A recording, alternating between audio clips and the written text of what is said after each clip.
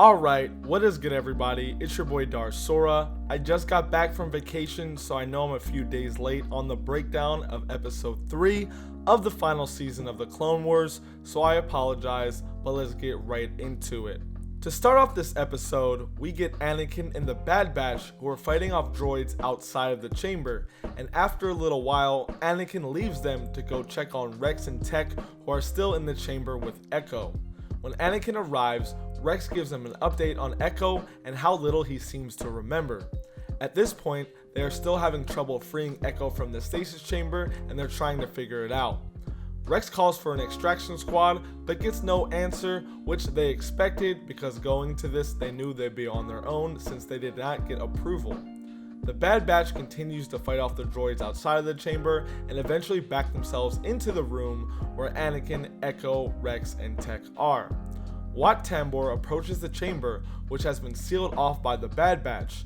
Then Anakin asks the Batch that they need to hold off the army of droids who are surrounding them, while he asks Tech for an update, and Tech lets him know that he still needs more time. Wat Tambor orders his men to prepare the Decimator, which is capable of vaporizing organic life forms, and right on time, Tech figures out how to free Ekko, so Rex does the honors and unplugs him. A touching reunion moment between Rex and Ekko is cut short when Anakin tells them that they need to get out of the chamber right now, and Ekko tells them that there's an exhaust pipe right above them that they can use to escape. The Decimator starts cutting through the doors quickly as the team figures a way to get everyone in the pipe to escape. Ekko opens the pipe, and even though the hole is small, Wrecker one by one throws everyone into the pipe. Anakin tells Wrecker that he can handle himself and jumps into the pipe, and while this happens, Wrecker uses his grenades to blow up Tambor's quote-unquote little science experiment. The Decimator comes before Wrecker is finished, and Anakin has to use the Force to grab Wrecker and bring him up before the Decimator kills him, and just barely gets Wrecker out in the nick of time. The Decimator turns off quickly after our heroes escape, and Wat Tambor asks why, and the droids let him know that there are no life forms in the room to be detected, and therefore the Decimator shut off. Then Wrecker's grenades explode and knock back Tambor and his droids, and after recovery, Tambor comes into the chamber and is furious to find out Ekko has been taken and orders his droids immediately to find the clones. We find our heroes in the ventilation pipes, and Anakin then asks Ekko how he knew about this place, and he tells them that even though the Separatists took his memory, he has access to all their information from database to plans. Rex then says that must mean Ekko can find them a way to completely escape, and Ekko responds by saying there is a way, but Rex will not like it. They must cross a pipe to connect them to the other building where there is a landing pad and surely a ship for them to steal. As they make their way towards the second building, they are ambushed from both sides of droids, which make their life really hard at the moment. Tech uses a recording of a distress call from the locals so the creatures could help them escape. The distress call is made and the flying creatures arrive. They one by one jump on them as they start to escape, but the droids have wings which they did not know, and they begin to pursue them. After a bit of a chase, they kill the droids and arrive back at the locals' village. The leader tells them that he is impressed they were able to fly the creatures, but wants to know why they came back to the village. Anakin then tells him he has no choice, and as it's being translated, the droids come back to the village and begin to attack. Anakin suggests that Wat Tambor will not let up, and this is only the beginning of the attack. The leader then tells Anakin that he broke the promise to not bring the war back to his village, and before Anakin can reply, Rex says that yes, they broke the promise and agrees with the leader, but then tells them even though the Separatists claim to be neutral, they took Ekko and tried to turn him into a machine. So it's clear that they did choose sides, and now the locals must as well.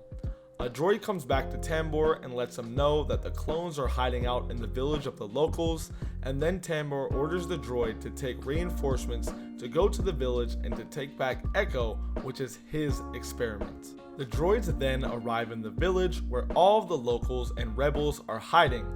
Then as they arrive, Wrecker pushes a boulder down a cliff, which starts the battle between the locals and the droids and shows us that the locals have indeed picked a side. During the battle, both sides are losing a lot of troops, and we get to see another amazing action scene between the Bad Batch just running a train on the droids until a big unit called the Walker for the Separatists start making the battle a very one-sided battle until the locals and clones can start to regrasp their footing. Anakin, Ekko, and Crosshair start killing droids outside of the battle, and then Anakin tells Rex, who's on the ground with the rest of the troops, to focus on the walkers, where Anakin will take one and Rex and the squad will take the other. Anakin goes on the attack and smoothly starts slicing the walker up. Rex and Wrecker watch as they question how they can do something similar, to which Wrecker responds by grabbing Rex and throwing him onto the walker as Rex screams no over and over again. The leader of the village is about to get crushed by one of the walkers, and Wrecker sees this and throws him out of the way and catches the walker's leg and shows off his super strength. After a little while of fighting, both walkers are dismantled and Anakin force pushes them together, which makes them collapse and forces the other droids to retreat. The locals begin to celebrate, and Hunter tells the batch along with Rex that it's hard to compete with a Jedi, as they all laugh. The droids who escape report back to Tambor, telling him that they failed, and Tambor begins to discuss how they will need to figure out how to make up for the loss of Ekko and their investment, and in due time they will tell the Separatists what happened.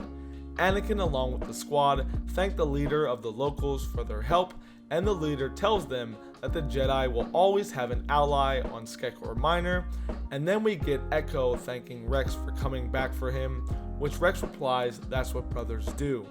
Rex then says it will be just like old times, and the camera pans to Ekko, who's by himself, which he uneasily says just like old times, and then ends the episode. Now, I'm not going to break down this episode too much, just because I felt like it was very straightforward. It was extremely good, just like all 3 episodes of this season have been. I really enjoyed it. There were a lot of heartwarming moments, epic fight scenes, and a lot of very sticky situations that I feel like the clones and the Bad Batch and Anakin really fought their way out of. And I really like the whole progression with the locals and how they got them to fight on their side. I really like this episode, but the thing I want to talk about is the ending, where Ekko seemed very uneasy. Now, I think this is for one of 2 reasons. The first being, last time, Rex and Ekko were together, and it was just like old times. Ekko pretty much got killed or was left to die, and they had to leave him. So maybe he's remembering that, and he feels very uneasy because he just got freed, he's escaped, and he doesn't know what the future holds. Or the other thing that it could possibly be is, he's very machine now, and the Separatists have had control of him for quite a while. So it's very possible that he can still be controlled by the Separatists. It seems so far that, Tambor is really upset that, Ekko has been taken and his investment has been pretty much for nothing. So I'm not very sure how likely it is, but I don't think it's out of the realm of possibility, since, Ekko is more machine than man now, that he can be easily controlled by the Separatists. And, at that moment, he kind of felt evil within him, that there's something on the horizon for the future of Ekko being reunited with everyone. So I'm really excited to see where that goes, and if it's just him feeling uneasy because of the past, or he's actually able to still be controlled by the Separatists.